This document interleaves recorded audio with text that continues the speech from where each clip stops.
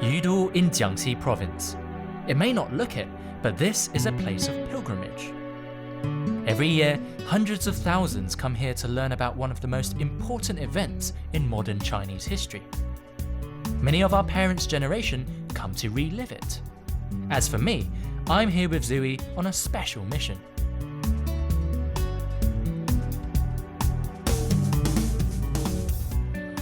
Hey guys, to celebrate the 80th anniversary of the end of the Long March, Zhui and I have decided to retrace that epic journey. The Long March was a military campaign that changed the course of history for modern China, and we want to experience some of the legacy that's been left behind. Over the next 5 episodes, we'll be traversing rivers, mountains and swamps. And exploring the cultural heritages along the way. But the journey was a 12,500 kilometre one, so we've decided to split it up. I'm starting here in Yudu, which is where everything began. And you'll be joining me in Shanxi province and Sichuan as well. It's a long ways away, so you best get going. Where are my pedals? Come on, Tia. All right, see you in episodes 4 and 5. Bye. See you in episode 5.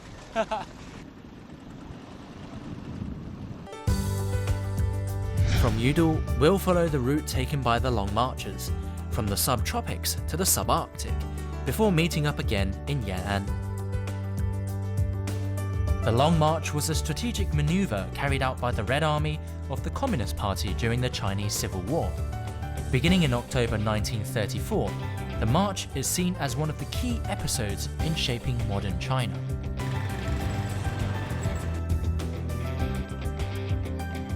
你知道长征吗？知道，你知道长征吗？我知道长征啊，它是从于都出发的。你知道长征从哪里出发的吗？我知道，是从我们于都的长征第一渡，在这个我们于都的这个长征园小学附近这个渡口出发的。你知道长征吗？知道，肯定知道长征。作为一个于都人，每个人都知道长征啊。长征就是从我们于都开始出发，渡过了于都河，就标志着25000里长征的开始。 The Long March is indelibly associated with Yudu, as are the Hakka people, who make up 95% of the town's population. However, the Hakka aren't originally from here, having arrived from central China several centuries ago.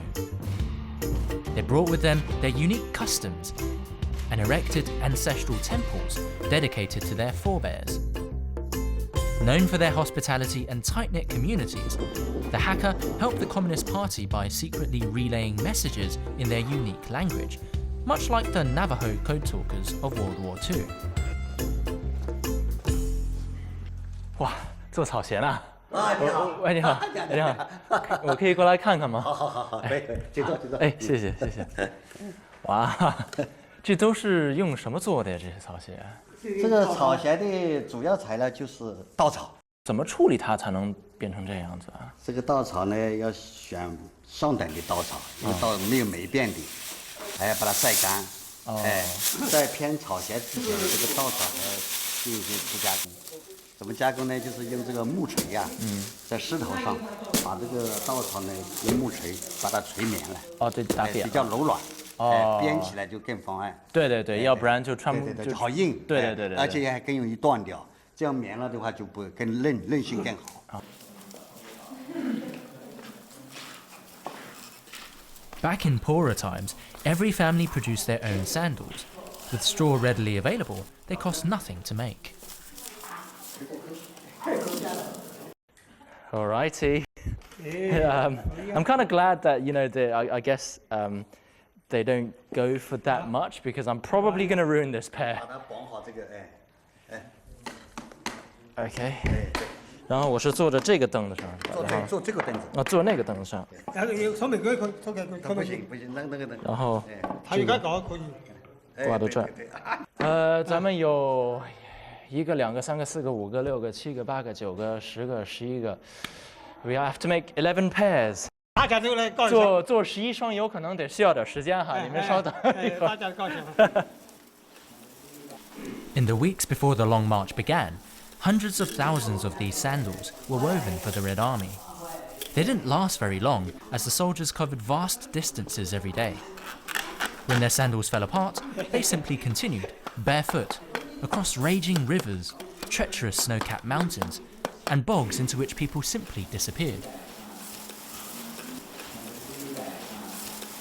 It's actually quite good. I mean, I've got my own shoe on just for comparison, and this is quite comfortable. Obviously, it's very breezy. But I can't imagine sitting down to make dozens of pairs of this for anyone, and then having to trek miles in these shoes, which will fall apart in 3 days. It's so much hard work. But yeah, I mean, for modern day fashion, this definitely fits the bill.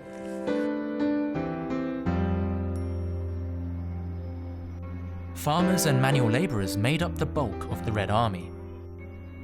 Thanks to the reforms introduced by the Communist Party, land had been given to those who tilled it. People were eager to join the Red Army and fight for a good cause. Indeed, it was common for brothers, friends, and neighbours to enlist together. When it was time for the Red Army to set off, all the doors in town were removed to make pontoons for crossing the Yudu River. It was from this point forward that the Long March truly began.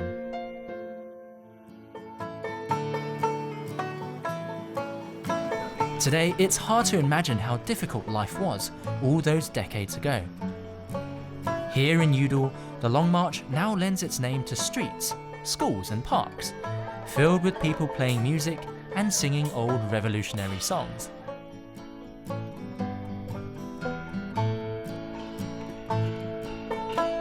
For the Hakka people, music is a form of identity. The instrument they're most associated with is the sorna, usually played at important occasions like weddings and funerals. Originally popular on the central plains of China, the sorna is a double reed horn which migrated south with the Hakka, who've since made it their own.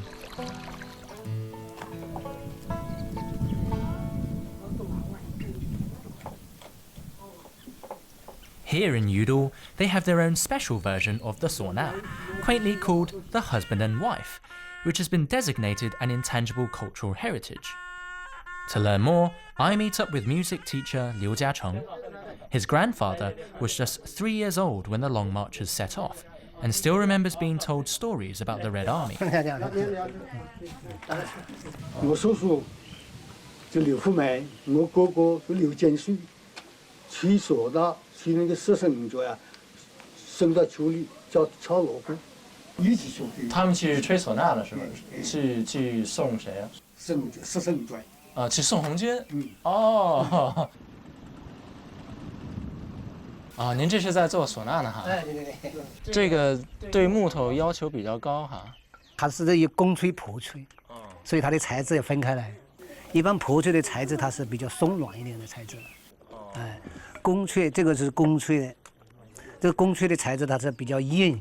它这个材质是要是硬，是不是声音就更低啊？更高。更高。哎，高亢对，哎，对对对。那这种是做？这个是婆吹，这个是婆吹，这个做婆吹的，所以这个材质比较松软一点。哎，它吹出来的音质低锣。这样。那您怎么想到就是要把这个唢呐交给小孩啊？是这样子，因为我们现在这个吹唢呐的人越来越少，这个传承民族文化的这些师傅啊都老了，50-60岁，不在，像这个80多岁的都很少了，因为80多岁吹唢呐很少，对的。就吹80多岁吹唢呐的人很少。对，所以我们想一下，就是说这个唢呐要传承下去，这个民族非物质文化传承下去，只有到学校里面。通过这个校园传到小孩里面。对，因为现在年轻人吹唢呐太少了哈。对，把这个传统文化进入课堂。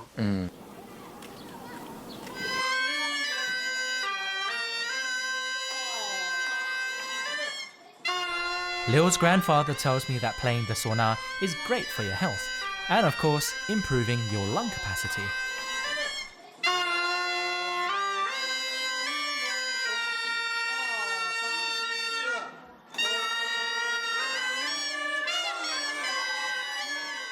我这个是从我曾祖父开始，到我这里应该是5代人了，到我小孩是6代了。所以那么我说这个唢呐带给孩子很多快乐，其实我们自己从小学的时候也很快乐。跟现在来说，这个唢呐进入校园以后啊，很多孩子很喜欢。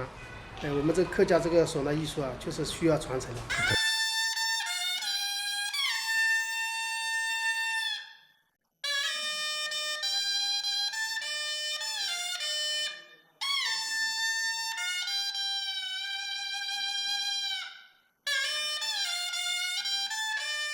From Yudu, following in the footsteps of the Red Army, I head west to Xing'an County in Guilin Prefecture.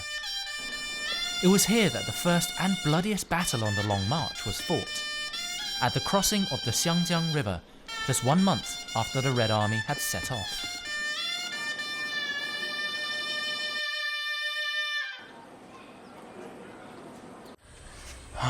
Here we are, the list of casualties on the Battle of Xiangjiang River from Yudu. All in all, there are 1,126 names. These are just the named soldiers. It's said that 1 in 5 of the soldiers who left on the Long March was from Yudu, so you can just imagine how fierce and bloody the battle was.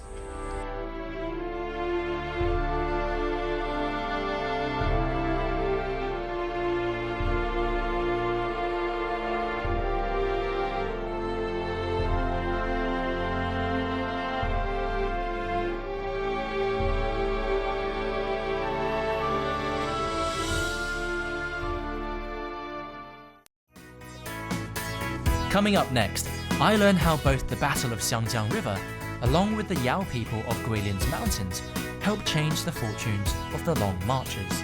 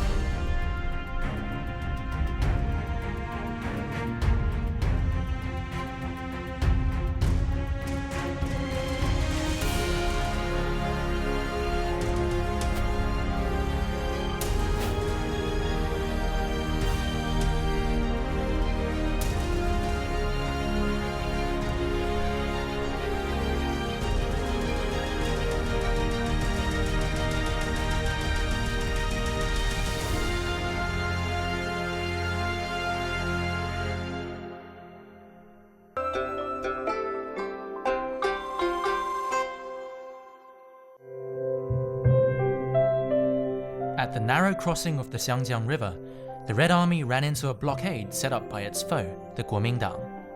It took a week to break through. Although the Red Army suffered terrible casualties, the battle ultimately proved to be a turning point on the Long March.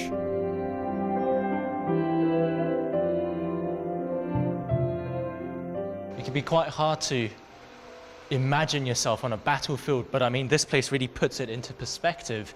This was the bloody Battle of Xiangjiang, in which the 86,000 troops from Yudu met with a fourth blockade, and in order to break out, they lost more than half of their troops. But because they were able to do so, the Long March was able to continue.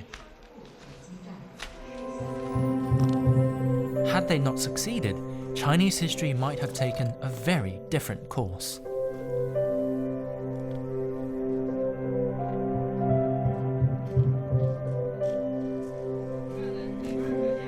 Oh, here we are. So after the fourth blockade, the Red Army was finally able to break through, and this is the first major mountain they crossed, Laoshanjie. What a view, hey?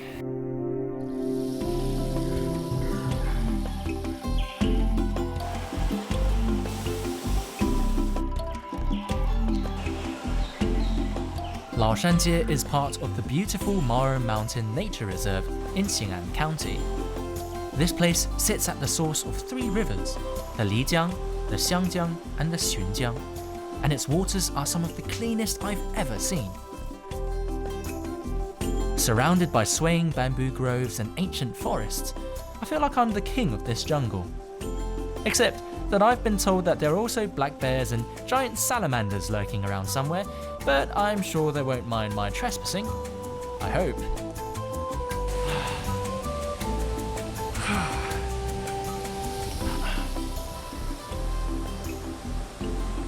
Oh, this is the best feeling ever. I can't tell you how amazing it feels to dip my feet in these crystal clear, cool waters when the sun's shining on my face. This is the best place to get a suntan and the best place to chill out and just relax and take in your surroundings. It's beautiful.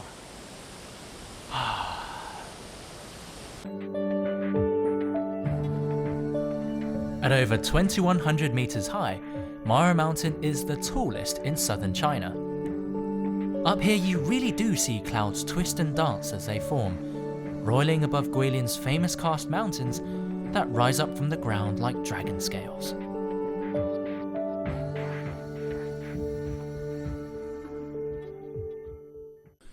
The mountains of Guilin are also home to the Yao people.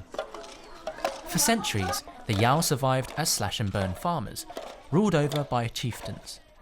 To this day, they still play their distinctive long drums in celebration of King Pan, a dog spirit they worship as their ancestor. Like the Hakka, the Yao were also displaced. In previous dynasties, they had been forced off the fertile plains they inhabited and into the mountains. Still, the Yao were happy to let the Long Marchers pass through their territory unmolested, persuaded by the Communist Party's policy of respecting ethnic minorities. Today in Huajiang village, the Yao and their traditions continue to flourish. 哎，你好，我可以过来看看吗？可以啊。啊，谢谢。哇，这绣花呢？这个都是咱们瑶族的颜色是吗？对。这是有什么代表性的呀？这个是代表我们鹿洞河的。这样子，我看您绣的都是反着绣的哈，还不是正面绣。对对对。为什么呀？因为反面绣呢，它就是可以，第一可以加快它绣的速度，第二呢就是正面呢的图案好看一点，反面绣呢就是这边的，反面呢就不是。那你们一般会先画一下吗？还是直接就是？都是按照这个线，它不是有线有经纬线吗？然后你就根据经纬线的线路去来挑绣。这种就是豆腐架花，我们叫豆腐架花、蜀子花。这个呢就代表我们就是我们瑶族的一种愿望，就是希望它的那个土地呢能够产出更多的薯子啊、玉米呀这些的农作物。永远都有收获是吧？它也是一种期盼吧。你觉得绣这个好玩吗？好玩。那挺难得的，一般年轻人不是都比较喜欢，玩手机啊、上网之类的。那我不知道他们，反正我是不怎么喜欢玩，我就是喜欢绣这个。我看咱们每个人头上戴的都不太一样，是有什么说法吗？就是结婚了的呢，妇女呢就是包这种头巾，就包黑头巾。这种的呢就是女孩子，就是说还没结婚的。艳一点，更吸引眼力。对。然后我看刚才有一位阿姨还戴着一个特别大的那个是什么东西？那个帽子是在过去呢是一种新娘的帽子，但是随着这个社会的发展呢，它就是在那种节庆日啊，或者是走亲访友的时候才穿。这里。这个就是我们传说中的瑶族盘王印。Well, it's so intricate. I mean. I've got to say the ethnic Yao outfits are probably some of the most beautiful ethnic outfits I've ever seen, and everything is full of symbolism, and you can tell straight away from the hat who's married and who's available.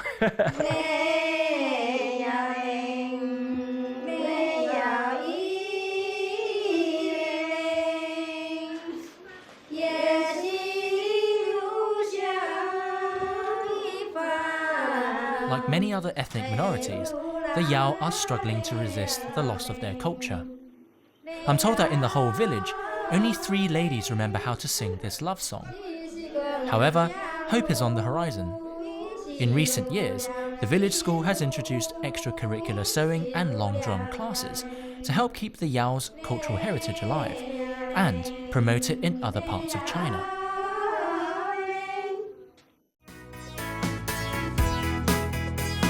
Coming up next, I visit a marvel of human engineering that was as important to China as the Great Wall, and discover that it's still in use even today.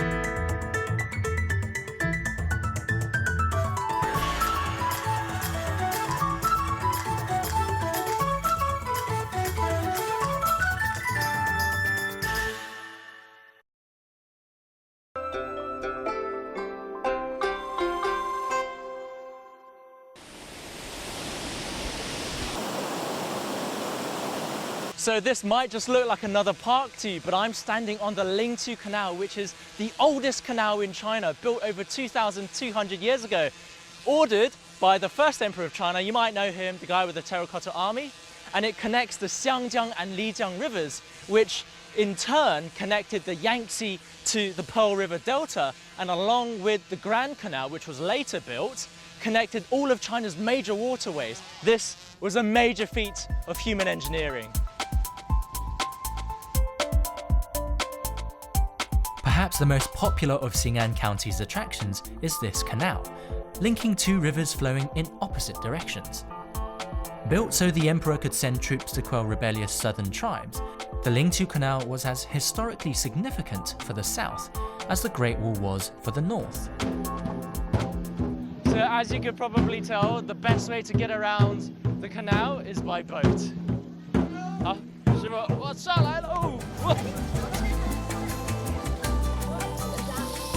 Over time, the waterway was transformed into a key trade artery, allowing ships to travel 2,000 kilometers north to south as the crow flies, roughly the same distance as from Beijing to Hong Kong.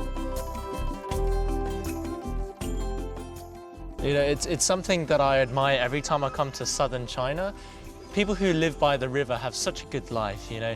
They have this beautiful source of water just in front of them, and every time they need to go wash anything, they just come down to the river and hand wash their clothes right here and then. There's no need for a washing machine.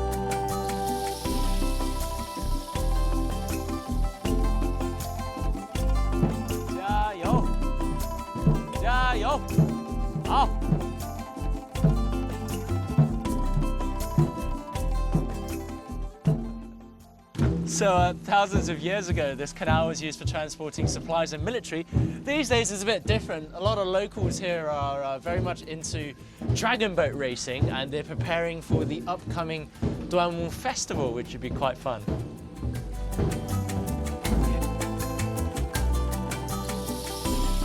Xing'an wouldn't be as lively as it is today without the Ling-Tu Canal. Carved into its stone monuments and bridges are the signs of the wealth once brought by this waterway, the best example of which is Shuijie, or Water Street. Here, merchants plied their trade without ever leaving their boats, delivering their goods to land-based customers in baskets dangling on the end of their punting poles. 你知道哪儿能那个买到桂林米粉吗？桂林米粉啊，哪好吃点？桂林米粉我实在找不到，前面有米粉。 Where there's money, there's good food. Xing'an is the home of one of China's most iconic dishes, Guilin rice noodles. Judging by all these banners, I'm going to be spoilt for choice. 哎，你好，听说咱们这儿米粉蛮不错的。对，我们家是百年老店。哦，行，那来一碗吧。好，这边做吧。好。8小碗桂林米粉。 Guilin rice noodles have stood the test of time for over 2,000 years. A quick blanching and the noodles are ready, after which in goes meat broth, some pork, veggies and condiments, and an absolute ton of toppings. 来，你的米粉好了。哎，好嘞。哦，谢谢。这里边都放了什么东西啊？有锅烧肉，有就是凉拌黄瓜，还有就是双萝卜。酸萝卜，这是什么东西？什么豆？是香香的豆子。哦，行，好，谢谢。Let's dig in. I thought it would have soup, but I guess they're dry noodles. Oh, look how bouncy they are! Wow, can't wait.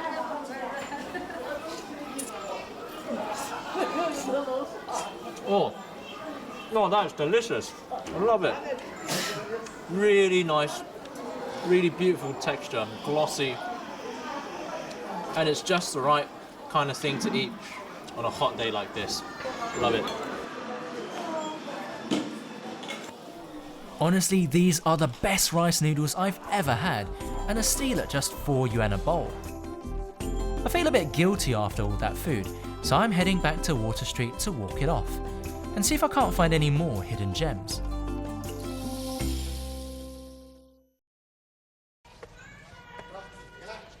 You know, it's actually quite easy to miss these things. These were built about 700 years ago during the Song dynasty by wealthy local families to basically commemorate the wealth and fame of their own families. And because one person built one, other people had to build their own as well. So that's why in the end you had 5 of these gates. But it just goes to show how successful, how wealthy this place used to be. The Lingtu Canal connected northern and southern China in the simplest way possible. It's what's known as a contour canal, dug according to the shape of the land, which reduces engineering works to a minimum. Even today, scientists still come here to study its ingenuity and marvel at the brilliance of the people who built this canal over 2,000 years ago.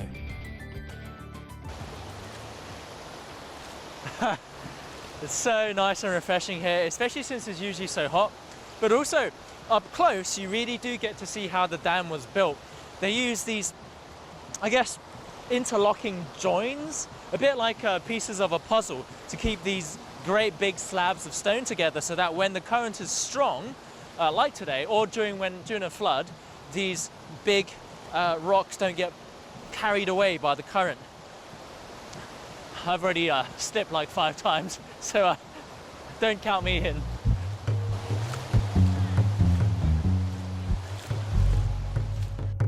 Nowadays, life in China is far removed from the difficulties experienced by the Long Marchers. Theirs was a story of perseverance and willpower in the face of overwhelming adversity. It gave rise to the saying, compared to the Long March, nothing is impossible. You know, it's hard to imagine that just several decades ago, just 20-something kilometers further downstream from here was the bloodiest battle during the Long March. But because the Reds were able to break out of it, they were able to march on to Guizhou province, where they held the Zunyi Conference, which saw the rise to power of Mao Zedong. And some have also said that the meeting plotted the course of modern history for China. But that's for the next episode.